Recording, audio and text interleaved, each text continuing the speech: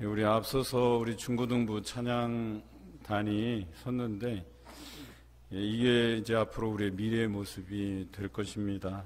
코로나 상황이 잘 끝나면 우리 찬양단이 또 그렇게 많은 수가 이제 채워지고 함께 찬양 드리는 날이 곧 올 거란 그런 믿음이 있습니다.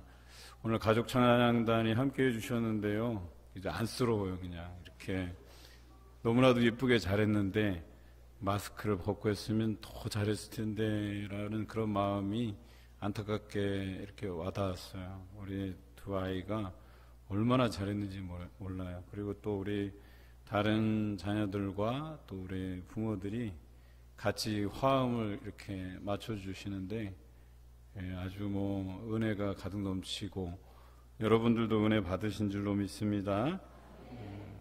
하나님께서 이 땅에서 천국을 경험할 수 있는 무대를 두 개를 우리에게 주셨어요. 그 하나가 가정이고 또 하나는 교회입니다. 오늘 창세기 말씀은 여러분이 잘 아는 가족의 탄생입니다.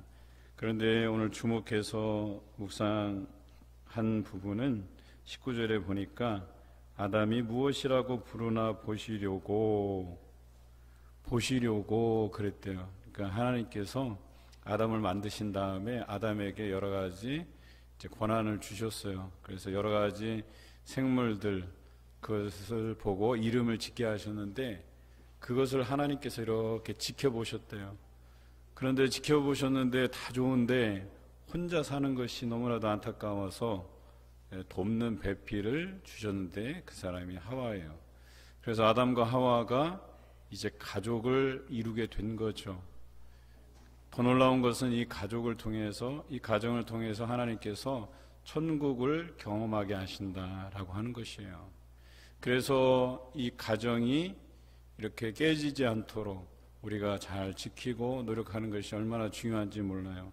물론 누구의 책임이라고 할 수 없지만 가정이 파탄이 나고 또 어떤 경우에는 사별하게 되고 또 어떤 경우는 살아있지만 어쩔 수 없이 헤어져야 되는 그런 상황이 있기도 해요. 그런 모습들을 우리가 함께 아파하고 또 그들을 위로하고 그들도 우리의 한 가족임을 우리가 인식하는 그런 예배가 되었으면 좋겠다 하는 생각을 가지고 우리 온 가족 한마음 예배를 이제 시작하게 됩니다. 1년에 2번씩 우리가 시행하고자 해요.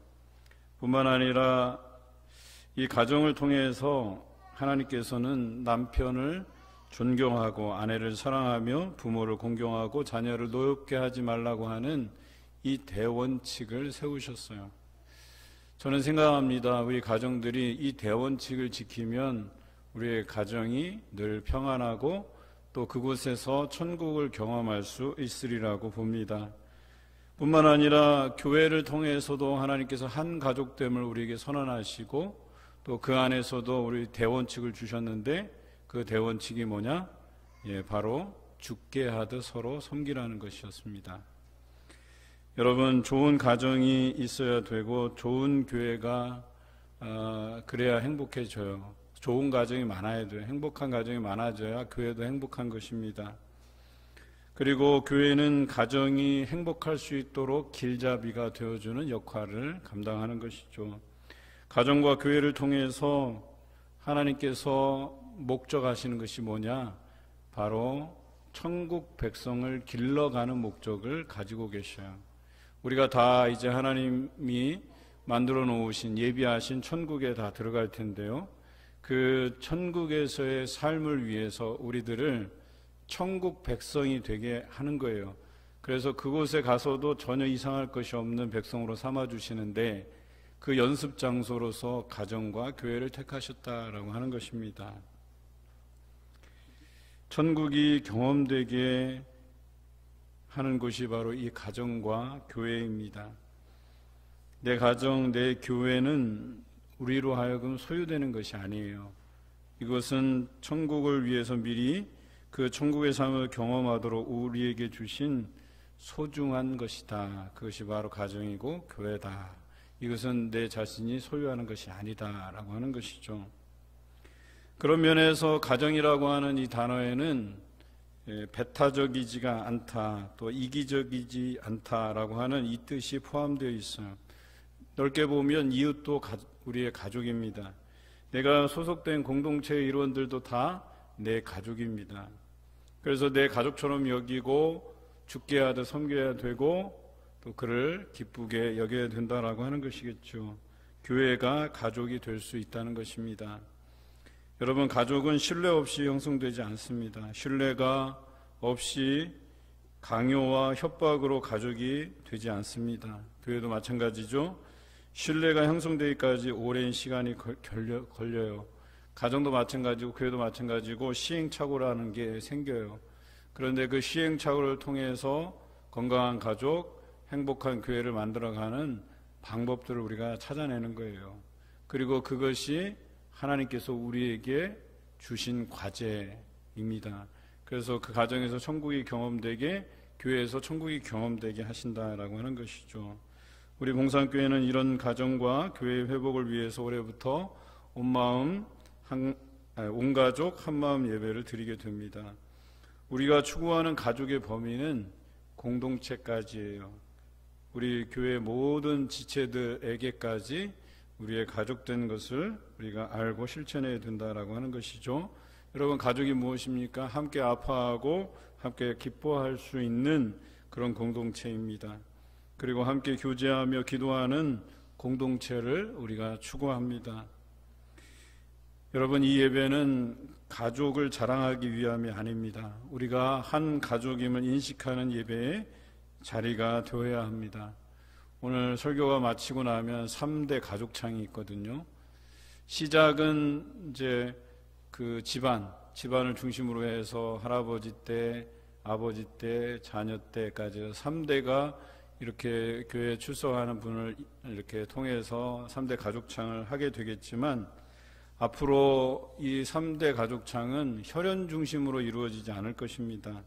선배와 후배, 그러니까 제일 연장자이신 선배 세대, 또 중간 세대, 또 아주 젊은 세대까지 해서 3대가 또 찬양을 할 수도 있고요. 선생님과 제자들이 함께 어우러져서 찬양할 수 있고요.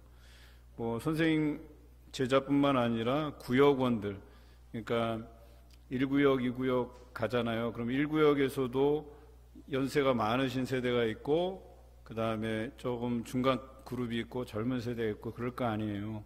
그래서 저는 생각에 3대 합쳐서 100세 이상, 아니면 120세 이상, 이렇게 해서, 그렇게 해서 3대로 구성해서 가족창을 만들어갈 예정입니다. 또한 회원 부부를 축하하며 바람직한 가정의 모습을 배워보는 시간을 가지고자 해요. 여러분, 60년 결혼 생활 한다는 거 여러분 쉬운 게 아니에요. 제가 아직 20년이 채 안 됐거든요. 그게 정말 힘들더라고요. 서로 맞춰가고 어찌됐든 성질나기도 하고 그래요. 보기에는 저하고 제 아내하고 굉장히 선하게 보이잖아요. 그런데 결코 선하지 않아요. 여러분들이 겪고 있는 가정의 그런 트러블들 다 겪고 저희도 잘 아는 세대거든요.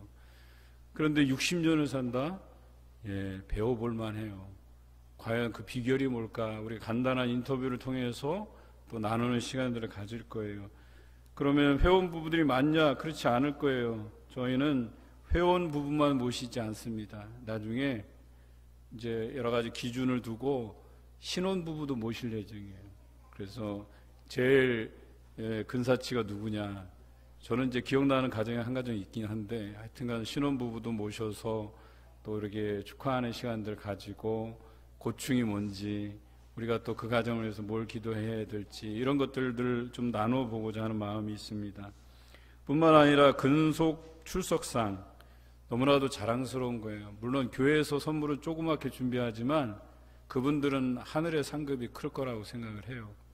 적어도 우리는 117년의 역사를 가지고 있기 때문에 80년, 90년 그 이상의 어떤 근속 출석자들이 계속해서 나올 거라고 봐요.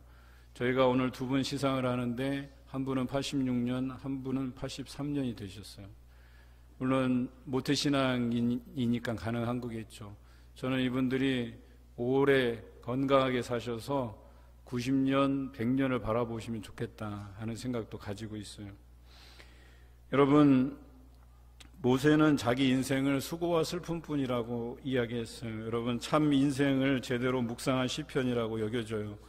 눈물로 시작한 인생이잖아요. 우리는 다 태어나면서 울지 않은 사람은 없잖아요. 그런데 인생의 그 끝까지 수고와 슬픔뿐이었대요.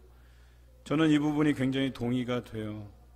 우리에게 모세에게는 자녀였을 때의 삶도 그렇고 부모였을 때의 삶도 어려운 삶이었다고 저는 생각이 돼요. 그는 자녀였을 때 어땠어요? 부모가 이 자녀를 포기했어야만 됐었어요. 그래서 갈대로 엮은 상자에 역청을 발라서 물이 새지 않게 거기에 아이를 넣어서 강물에 띄워보냈단 말이에요. 여러분, 그거 부모의 심정 여러분 이해하시죠? 그런데 버림받은 자녀의 입장도 한번 생각해 보시라는 거예요. 그리고 먼 타국에서 그렇게 어려운 생활을 했었을 거예요. 그런데 그가 부모로서의 삶도 그랬다는 거예요. 그에게 두 자녀가 있었는데 하나는 게르솜, 하나는 엘리에셀. 게르솜은 뜻이 이곳에서 나그네 되었다. 정말 처량하죠, 이름이. 엘리에셀은 하나님께서 나를 도우셨다, 이런 뜻이에요. 그의 인생이 처량하게 시작되었지만 하나님의 그 도우심을 가지고 여기까지 왔다, 이런 표현이에요. 다시 말해서 모세의 인생은 하나님이 아니시면 그저 나의 인생은 눈물로 시작해서 수고와 슬픔으로 끝나는 인생으로밖에는 생각되지 않은 인생이에요. 그런데 그의 인생에서 누가 하나님께서 개입해 주셔서 그 인생이 그래도 하나님께서 여기까지 나를 도우셨다라는 이름을 아들에게 지어줄 수 있었던 것이죠. 여러분, 모세에게 또 모세의 두 아들에게 그 아버지로서의 그 역할을 해주신 분은 모세가 아니었고 하나님이셨다라고 하는 거예요. 오늘 우리가 추구하는 이 가족은 우리가 자녀되고 우리가 아비된 자로서 서는 게 아니라 하나님 아버지께서 우리의 아버지이신 것을 확인하는 자리예요.